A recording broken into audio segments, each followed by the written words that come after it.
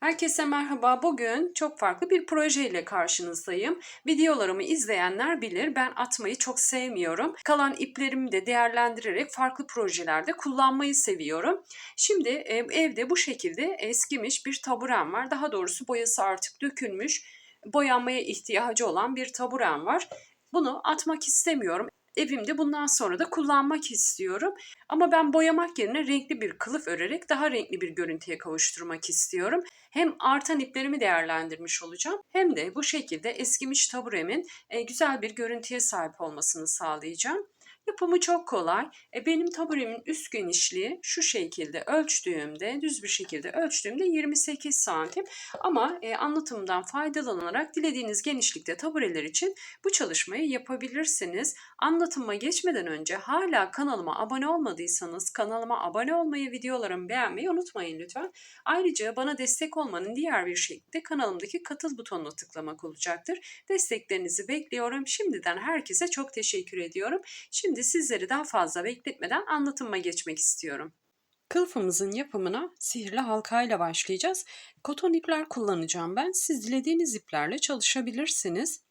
Sihirli halkamız nasıldı? Açık uçlu ipimizi şöyle örmeye devam edeceğimiz ipin altına alıyorduk. Bakın şöyle. Şu şekilde. Sonrasında tığımızı bu halkadan geçirip örmeye devam edeceğimiz ipi şu şekilde aradan çekiyorduk. Şimdi burada bir zincir çekiyorum. Kilitledim ki açılmasın. 2 zincir daha çekiyorum. Çekmiş olduğum bu zincir benim trabzanım olacak. Şimdi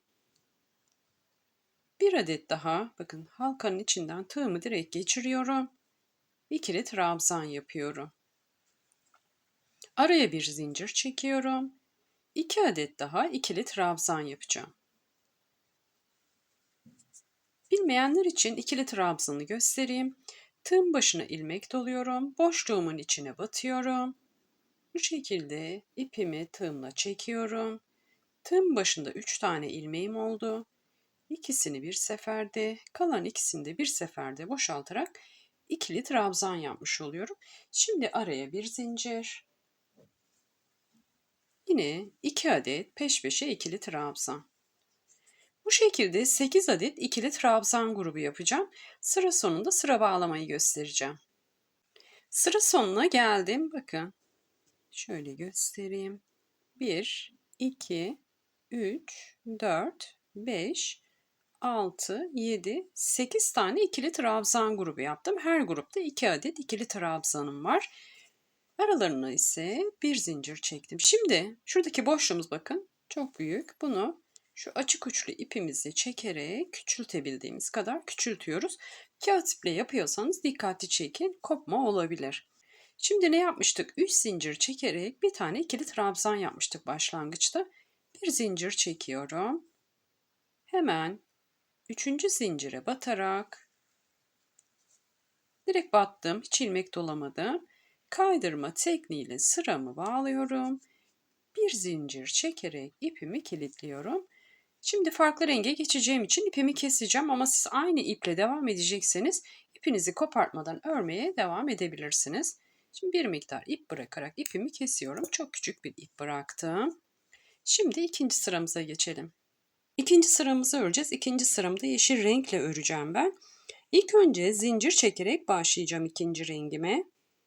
Bu şekilde bir zincir çekiyorum. Şimdi ikili trabzan yapacağız. Herhangi bir zincirlik boşluktan batabiliriz. Herhangi bir zincirlik boşluğa batıyorum. Tığımda 3 ilmek oldu. İkisini bir seferde, ikisini de bir seferde boşaltarak ikili trabzan yapıyoruz. Şimdi bunu ilk başta gösterdim fakat şurada şu ipimizi bırakmış olduğumuz ipi şu araya alacağız. 2 tane ilmeğimiz kaldığında bakın şurada araya alıyorum ki sıkıştırıyorum aslında çözülmesin diye sonradan. Ondan sonra 2 ilmeğimi boşaltıyorum. İlk başta araya almadan gösterdim ki ikili trabzan nasıl yapıyorum o anlaşılsın diye. Şimdi örmeye devam ediyoruz. Aynı boşluğun içine 2 tane daha ikili trabzan yapıyorum. Sonrasında bir zincir çekiyorum. Bir sonraki bir zincirlik boşluğa geçiyorum. 3 adet ikili trabzan yapıyorum.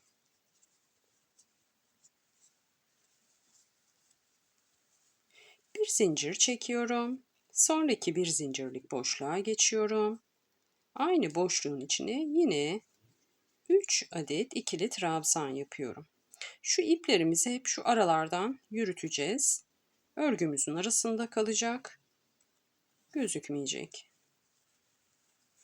Tekrar bir zincir. Bir sonraki boşluğa geçerken şu ipimi de şöyle yatırıyorum ki arada gizlensin, gözükmesin. Bir sonraki boşluğa geçtim. Aynı boşluğun içine yine 3 adet ikili trabzan yapıyorum. Bu şekilde her bir boşluğa 3 adet ikili trabzan yaparak ikinci sıramı tamamlayacağım. İkinci sıramın da sonuna geldim. Bir zincir çekiyorum. Hemen ilk trabzanın tepe boşluğuna batıyorum. Kaydırma tekniğiyle sıramı bağlıyorum. Bir zincir çekerek ipimi kilitliyorum. Ve artık burada ipimizi kesebiliriz. Şimdi üçüncü sıramıza geçiş yapacağız.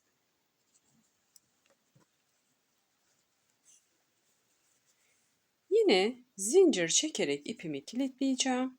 Bakın ne yapıyoruz? Şu şekilde çeviriyoruz tığımızı. Bir halka oluşturuyoruz. Halkanın içinden de ipimizi çekerek bir tane zincir çekmiş oluyoruz. Sonrasında ikili trabzan yapmak için tığımızın başına ilmek doluyoruz. Herhangi bir boşluktan tığımı geçiriyorum. Tığımın başında 3 tane ilmeğim oldu. İkisini bir seferde boşaltıyorum. Diğer ikisini boşaltmadan şu ipimi şu şekilde araya alıyorum ki açılmasın. Bu şekilde bir tane ikili trabzan yapıyorum. Sonrasında bir adet daha ikili trabzan yapıyorum. Toplam 5 adet ikili trabzan yapacağız boşluğumuzun içine. Fakat ilk önce 2 trabzan yapıyoruz. Sonrasında 3. trabzanımızı uzun bir trabzan yapacağız. Şu alt sıradaki, bakın ilk sıramızdaki trabzanın tepe boşluğuna batıyorum. Bu şekilde uzun bir ilmek alıyorum. Bunu da 2 seferde boşaltarak uzun bir ikili trabzan yapıyorum. Sonrasında ise yapmış olduğum şu ikili trabzanın yan boşluğundan, yani aynı boşluğun içine batarak 2 trabzan daha yapıyorum. Fakat uzun bir ilmek değil, normal trabzan yapıyorum bunları. Bu şekilde 5 adet toplamda ikili trabzan yapmış oluyorum. Şimdi bir zincir çekerek bir sonraki boşluğa geçiyorum. İlk önce 2 tane normal ikili trabzan örüyorum. Üçüncü ikili trabzanımı ise yine alttaki trabzanın tepe boşluğuna batarak uzun bir trabzan şeklinde yapıyorum. Yine aynı boşluğun içine bakın. 2 tane daha ikili trabzan yapıyorum. Bir sonraki boşluğa geçerken bir zincir. İlk önce 2 tane normal ikili trabzan. Sonrasında ise uzun bir ikili trabzan yapacağız. Ne yapıyorduk onun için? Şu alt sıradaki trabzanın, yani birinci sıradaki trabzanın tepe boşluğuna batarak bir adet uzun ikili trabzan yapıyorduk. Şimdi aynı boşluğun içine 2 adet daha ikili trabzan.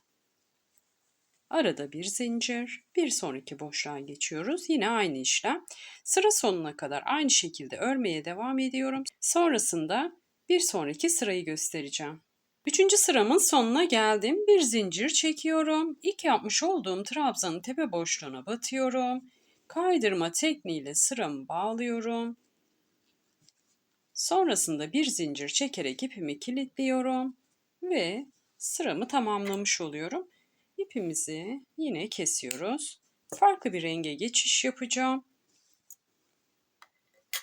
Şimdi dördüncü sıramı da aynı üçüncü sıramda olduğu gibi öreceğim.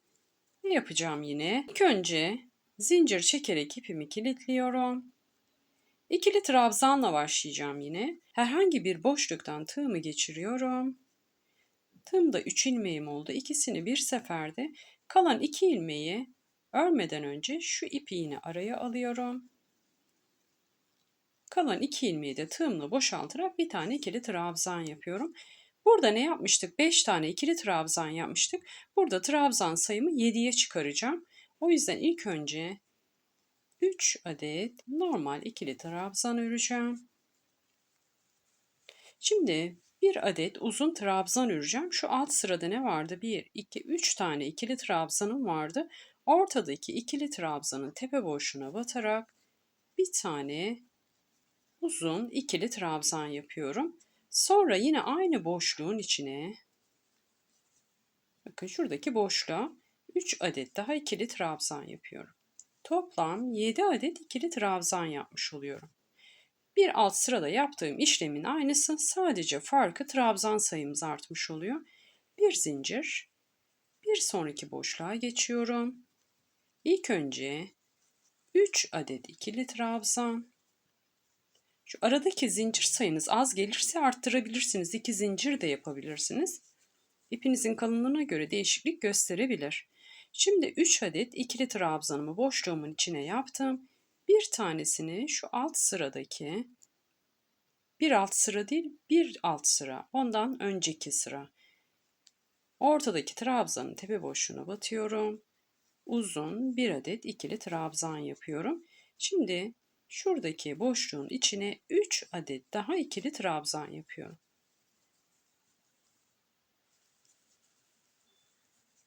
Bir zincir ve örmeye devam ediyorum. Bu şekilde sıra sonuna kadar ilerleyeceğim. 4. sıramı da bu şekilde tamamlayacağım. 4. sıramın da sonuna geldim. Bir zincir çekiyorum. İlk yapmış olduğum trabzanın tepe boşluğuna batıyorum. Kaydırma tekniğiyle sıramı bağlıyorum. Bir zincir çekerek ipimi kilitleyip artık ipimi kesebilirim burada. Şimdi 5. sıramıza geçiş yapacağız. 5. sıramızı göstermeyeceğim çünkü 4. sıramın aynısı olacak. Şimdi 3. sıramızda ne yapmıştık? 5 tane ikili trabzan yapmıştık. 4. sıramızda 7'ye çıkarttık ama aradaki zincir sayılarımız hiç değişmemişti. Şimdi 5. sıramızdaki ikili trabzan sayımız şuradaki 9'a çıkacak. İlk önce 4 tanesini normal öreceğiz. 5.'yi uzun bir ikili trabzan. Sonra tekrar 4 tane öreceğiz. Aynı burada olduğu gibi. Sadece tek farkı 2 tane daha trabzanımız artmış olacak. Ortaya yine bir zincir çekeceğiz. Bu şekilde 5. sıramı öreceğim. O yüzden göstermeyeceğim tekrar. Pembe rengimle yapacağım. Sonrasında 6. sırayı göstermek istiyorum. Şimdi 5. sırayı örüp 6. sıraya geçiş yapacağım. 5. sıramı yine aynı şekilde tamamladım. Trabzan sayımı 9'a çıkardım. Şimdi 6. sırayı mor rengimle yapacağım. Onda da aynı şekilde öreceğim. Trabzan sayımı 11'e çıkaracağım. Bu şekilde yaptığım örgünün son sırası olacak. Sonrasında farklı bir kurulum yapacağım. Yine zincir çekerek ipimi kilitledim. Trabzan yapmak için tığın başına ilmek doladım. Herhangi bir boşluktan tığımı geçiriyorum. Toplam 5 adet ikili trabzan yapacağım. Şimdi bakın şu ipimi yine araya alıyorum.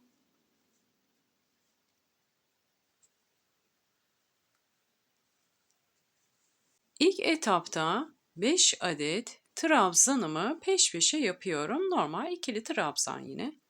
Aynı örgüyü yapıyorum. Hiçbir farklılık yok. Sadece dediğim gibi trabzan sayısı artacak. Tekrar bir başlangıcını göstermek istiyorum ki karışıklık olmasın. Şimdi 5 adet ikili trabzanımı yaptım. Ne yapıyorduk? Tam orta noktaya uzun bir tane ikili trabzan yapıyorduk. Şimdi onu yapacağım. Uzun ikili trabzanımı yapıyorum. Şimdi yine boşluğumun içine 5 adet ikili trabzan yapacağım. Tığıma ilmek doluyorum. 5 adet daha ikili trabzan yapıyorum.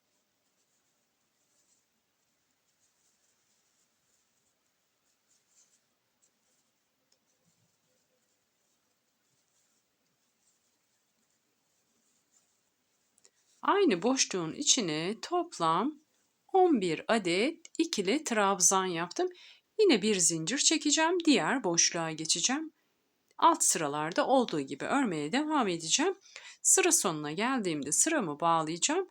Artık farklı bir kurulum yapacağız üst sıralarda. Dediğim gibi bu modelin son sırası. Şimdi tamamlayıp diğer sıramı göstermek istiyorum. 6. sıramı tamamladım. Şimdi 7. sırama geçiş yapacağım. 7. sıramda yine farklı bir renk kullanacağım. İlk önce Zincir çekerek ipimi kilitliyorum. Şimdi burada farklı bir örgü tekniği kullanacağız. Şu bakın uzun ilmeklerin olduğu herhangi bir tepe noktasından uzun ilmeğin tepe noktasına direkt batıyorum. Tığıma hiç ilmek dolamadım.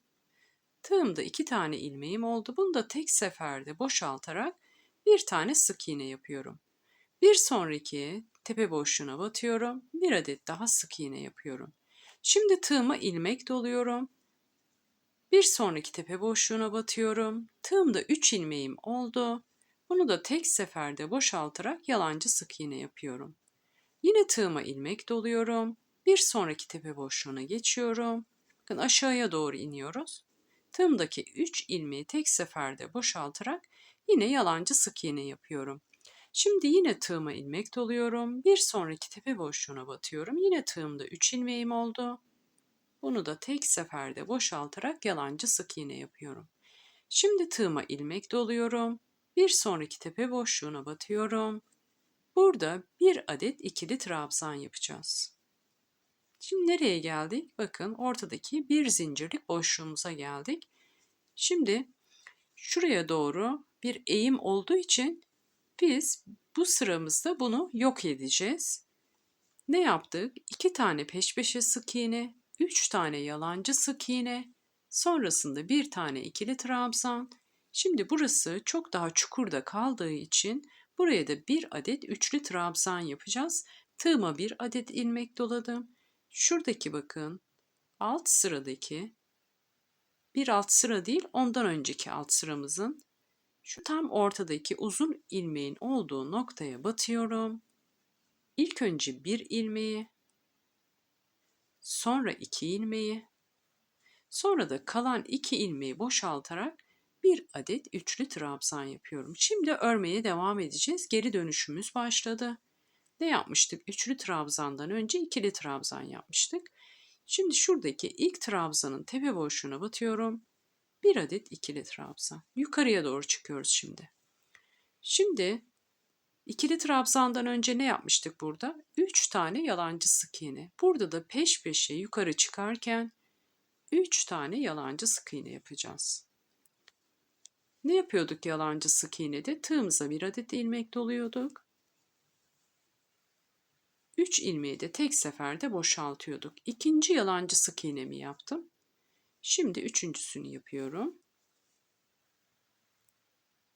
Üçlü trabzan, ikili trabzan, 3 adet yalancı sık iğne. Şimdi tepeye doğru çıkarken tığımıza ilmek dolamadan batıyoruz. Bir adet sık iğne, bir adet daha sık iğne. Bakın, tepe noktamızdan başlamıştık, tepe noktasına geldik. Buradaki işlemin aynısını yaparak aşağıya doğru iniyoruz. Şimdi bir kez daha göstereceğim. Sonrası artık aynı. Şimdi tepe noktasına bir adet sık iğnemizi yaptık. Sonrasına bir adet daha sık iğne yapıyorduk. Peş peşe 3 tane yalancı sık iğne yapacağız şimdi. Aşağıya doğru iniyoruz bakın. 3 yalancı sık iğneden sonra bir tane ikili trabzan yapıyorduk. Şimdi çukur kısmımıza geldik. Üçlü trabzan yapacağız buraya ki yükselteceğiz şu şekilde. Eşit seviyede olmasını sağlıyoruz aslında yüksekliğin. Tığımıza bir adet ilmek doluyoruz. Tam ortadaki şu uzun ilmeğin olduğu noktaya batıyorum tepe boşluğuna. İlk önce bir ilmeği, sonra 2 ilmeği, sonra da kalan 2 ilmeği boşaltarak bir adet üçlü trabzan yapıyoruz. Buradan sonrasını göstermiyorum artık. Aynı işlemin tekrarını yaparak sıra sonuna kadar geliyoruz. 7. sıramı tamamladım. Şimdi 8. sıramdayım. 8. sıramı da ikili trabzan yaparak öreceğim. Yine zincir çekerek ipimi kilitliyorum. Şu uzun ilmeğimizin olduğu noktadan değil, bir sonrakini tepe boşluğundan örmeye başlıyorum. Bakın şuradaki uzun ilmeklerimizin olduğu noktadan değil, bir sonraki trabzanın tepe boşluğuna batıyorum. Bir adet ikili trabzan yapıyorum. Yine aynı şekilde ben ikili trabzanımı yaptım. Bu şekilde başlamak istemezseniz zincir çekerek de başlayabilirsiniz. Şimdi bir sonraki trabzanın tepe boşluğuna bir adet ikili trabzan. Bir sonraki trabzanın tepe boşluğuna yine ikili trabzan. Bu şekilde toplam peş peşe 5 adet ikili trabzan yapıyorum ve hepsine tek batıyorum. Şimdi şöyle anlatayım.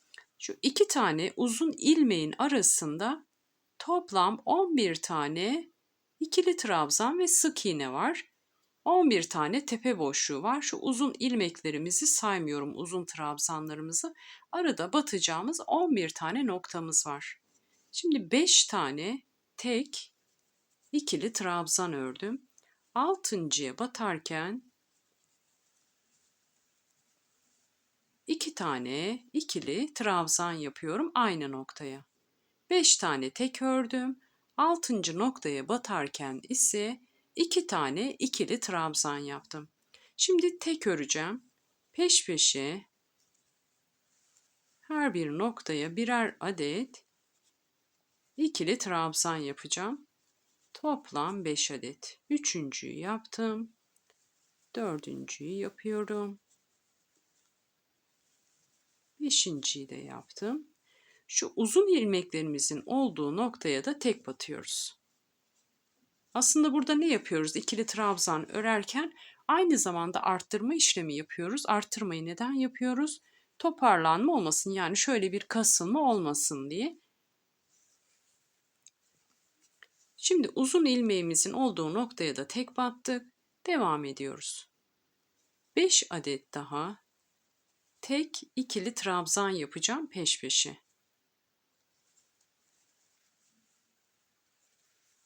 Her bir noktaya batarak birer adet ikili trabzan yapıyorum. 1, 2, 3, 3 tane yaptım. Şimdi 2 tane daha yapacağım.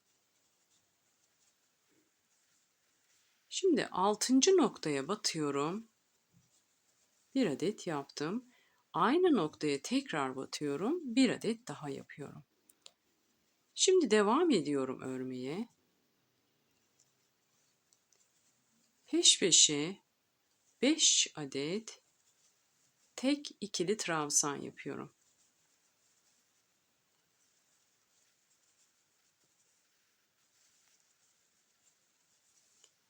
Yine uzun ilmeğimin olduğu noktaya geldim. Onun da tepe boşluğuna tek batıyorum. Bu şekilde ikili trabzan yaparak başladığım noktaya geleceğim. Ne yapıyoruz? Dediğim gibi her 5 ikili trabzanda bir arttırma yapıyorum. Şu uzun ilmeğimin, şu iki uzun ilmeğimin arasında toplam 11 tane batacağım nokta vardı. Oralarda şu tam onun orta noktasında arttırma yaparak örgümün kasılmasını önlüyorum. Başladığım noktaya geldiğimiz sıramı bağlayıp bir sonraki sıraya geçeceğiz. 8. sıramın da sonuna geldim. Kaydırma tekniğiyle yine sıramı bağlayacağım ve bir zincir çekerek ipimi kilitleyeceğim. Sonrasında ise ipimi keseceğim. Küçük bir ip bırakarak ipimi kesiyorum. Mavi rengimle 9. sırama başlayacağım. Yine zincir çekerek ipimi kilitliyorum. İkili trabzan öreceğiz bundan sonra hep. Tığın başına ilmek doladım. Şu uzun ilmeklerin olduğu noktalardan değil, herhangi bir yerden, ortada herhangi bir noktadan bu şekilde tığımı geçiriyorum. Yine ikili trabzan yapıyoruz. Şu ipimizi araya alalım ki açılmasın. Burada dilerseniz 3 zincir çekebilirsiniz. Şimdi her bir noktaya birer adet ikili trabzan yapacağız. Nereye kadar? Şu uzun ilmeklerimizin olduğu noktaya gelene kadar her bir trabzanın tepe boşluğuna birer adet ikili trabzan yapacağız. Arttırma noktalarımız artık o uzun ilmeklerimizin olduğu nokta olacak 9. sıramızda. İpi de biraz aradan yürütüyorum.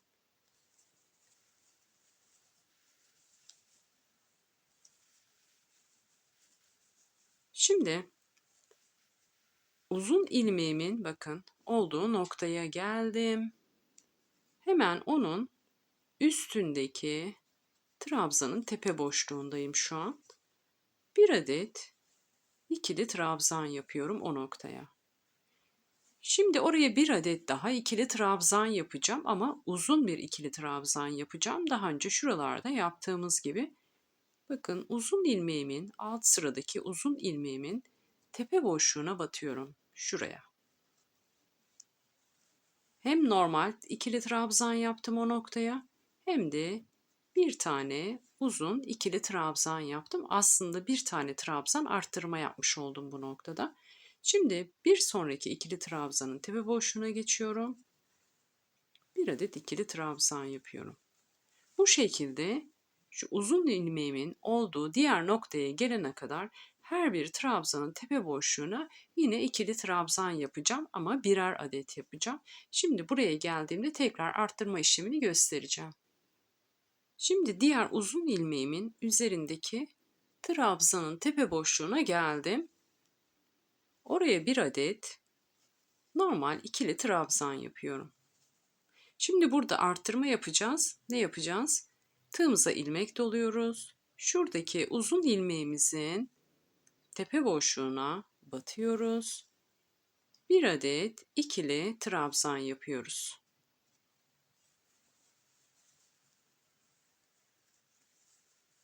Ne yaptık? Aslında bakın aynı noktaya iki tane trabzan yaparak arttırma yapmış olduk. Şimdi buradan sonra yine her bir trabzanın tepe boşluğuna birer adet ikili trabzan. Bu sıramızda arttırma noktalarımız sadece şuradaki uzun ilmeklerimizin olduğu noktalarda arttırma yapıyoruz. Başka da arttırma yapmıyoruz. Bu şekilde sıra sonuna kadar öreceğim. Sonrasında bir üst sırayı göstereceğim. 9. sıramı da tamamladım. Yine kaydırma tekniğiyle sıramı bağlayacağım. Bakın ilk yapmış olduğum trabzanın tepe boşluğuna battım. Kaydırma tekniğiyle sıramı bağladım. Bir zincir çekerek ipimi kilitledim. Şimdi buradan sonraki sıralarım şöyle olacak. 9. sırayı ördük, bitirdik. 10. sıramızda 8. sıramızın aynısını yapacağız. Oradaki arttırmamızı ne yapmıştık? Tam orta noktamızda yapmıştık. Şimdi burada 2 tane uzun ilmeğin arasında 1, 2, 3, 4, 5, 6, 7, 8, 9, 10, 11, 12, 13 tane ikili trabzanımız var. Yani 6 tane ikili trabzan öreceğiz. 7. de arttırma yapacağız. Sonra 6 tane ikili trabzan öreceğiz. Uzun ilmeklerimizin tepe boşluklarına da ne yapıyorduk? Birer adet ikili trabzan yapıyorduk. 8. sıramızın aynısı.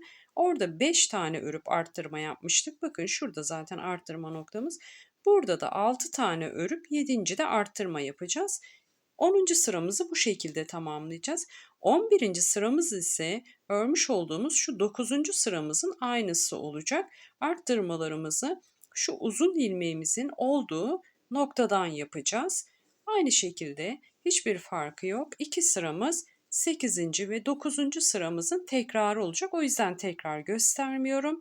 Ben istediğim genişliğe gelene kadar bu şekilde örmeye devam edeceğim. Örgümün genişliği taburemin genişliğine ulaşana kadar öreceğim. Sonrasında ise kenar kısmını öreceğim. Şimdi örgümüze devam edelim. Sonrasında kenar kısmını ne şekilde yaptığımı göstereceğim. Toplamda 12 sıra örerek tabure örtümün üst kısmını hazırladım. Şimdi yan tarafını yani şu kısmı öreceğiz. Artık arttırma yapmayacağım ki içeri doğru dönsün, ovalleşmeye başlasın. Taburemizin kenar kısmını oluşturacak. Şu şekilde örmeye devam edeceğiz. Dediğim gibi arttırma yapmıyorum artık buradan sonra. Her bir trabzanın tepe boşluğuna birer adet ikili trabzan yaparak örmeye devam edeceğim. Genişliğini paylaşmak istiyorum. Benim taburemin üst genişliği 28 santimdi. Tam 28 santim olacak şekilde örmüş oldum. Şöyle bir detaydan da bahsetmek istiyorum. Diyelim ki ikili trabzan ördüğünüzde taburenin genişliğini aşmış olacak örgünüzün genişliği. O zaman son sıranızı sık iğne örerek de yapabilirsiniz. Onu kendiniz ayarlayabilirsiniz. Benim gibi 12 sıra da örmek zorunda değilsiniz. Taburenizin üst genişliğine göre sıra sayınızı kendiniz belirleyebilirsiniz. Bu sıra sayısı ipinizin kalınlığına ve inceliğine göre de değişiklik gösterecektir. Şimdi dediğim gibi artık yan kısmını örmeye başlayacağım. Yan kısmında hiçbir şekilde arttırma yapmayacağım ki artık ovalleşmeye başlasın örgüm. Şimdi farklı bir renkle örmeye başlayacağım. Şimdi içinde kullandığım renklerden birini aldım yine. Yine zincir çekerek ipimi kilitliyorum. Herhangi bir noktadan başlayabilirsiniz. İkili trabzan yapacağız.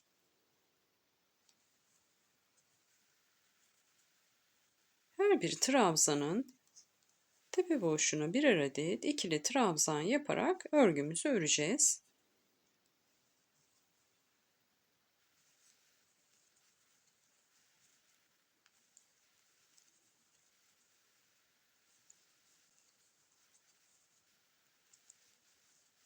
Şimdi şu aralarda uzun ilmeklerimiz vardı. Ben yine bunu devam ettireceğim. O noktaya geldiğimde yine uzun ilmeğimi öreceğim. Şimdi uzun ilmekleri nasıl yapıyorduk? Bir sıra bakın bir sıra normal örüyorduk uzun ilmek yapmadan. Sonrasında ise uzun ilmeğimizi örüyorduk. Alt sıramızın üstüne örüyorduk onu da. Şimdi bakın lila rengimle normal ikili trabzan ördüm. Şimdi bunun üzerine uzun bir ilmek öreceğim. Bu noktayı da göstereyim. Ama yine o noktalarda hiçbir şekilde artırma yapmıyoruz. Her bir trabzanın tepe boşluğuna birer adet ikili trabzan yaparak yan kısmını örmeye devam ediyoruz. Şimdi bakın uzun ilmeğimin olduğu noktaya geldim. Bunun üstündeki ikili trabzandayım. Direkt aşağıya batacağım bakın. Hiçbir şekilde arttırma yapmayacağım o noktada. Tek batacağız oraya. Sonrasında bir sonraki trabzanın tepe boşluğuna batarak örmeye devam ediyorum. Bu şekilde yan kısmın genişliğine göre sıra sayımı belirleyerek örmeye devam edeceğim. Şimdi buradan sonra göstermeme gerek yok artık. Her bir trabzanın tepe boşluğuna birer adet ikili trabzan yaparak sıramı tamamlayacağım. Sonraki sıram da aynı olacak. Ondan sonraki sıram da aynı olacak. Hiçbir değişiklik olmayacak. Burada önemli olan taburemizin yan kısmının genişliği ya da yüksekliği de diyebiliriz. O yüksekliği elde edene kadar örgümüzü örmeye devam edeceğiz. Sonrasında artık tamamlanmış olacak. Kılıfımızı taburemize geçirebiliriz. Şimdi ben tamamlayacağım. Sonrasında bitmiş halini sizlerle paylaşmak istiyorum. Örgümü tamamlamadan ilk sıramın ördükten sonra nasıl olduğunu göstermek istedim. Bakın yukarıya doğru dönmeye başladı. Oval bir şekil aldı. Şimdi yan tarafımızı bu şekilde dediğim gibi her bir trabzanın tepe boşluğuna birer adet ikili trabzan yaparak tamamlayacağız. Şimdi diğer sıralarımda olduğu gibi kaydırma tekniğiyle sıramı bağladım ve başka bir renge geçeceğim. Bakın şeklimiz artık oluşmaya başladı. Şimdi istediğim yüksekliğe gelene kadar örmeye devam ediyorum. Sonrasında bitmiş halini tekrar sizlerle paylaşacağım. Taburem için hazırladığım kılıfımı tamamladım. Tersini de şu şekilde göstereyim bakın. Gayet renkli, şık ve kullanışlı bir model oldu. Şimdi bunu taburemizin üstüne geçirelim. Şöyle göstereyim. Bence çok şık oldu. Umarım sizler de beğenir ve örersiniz.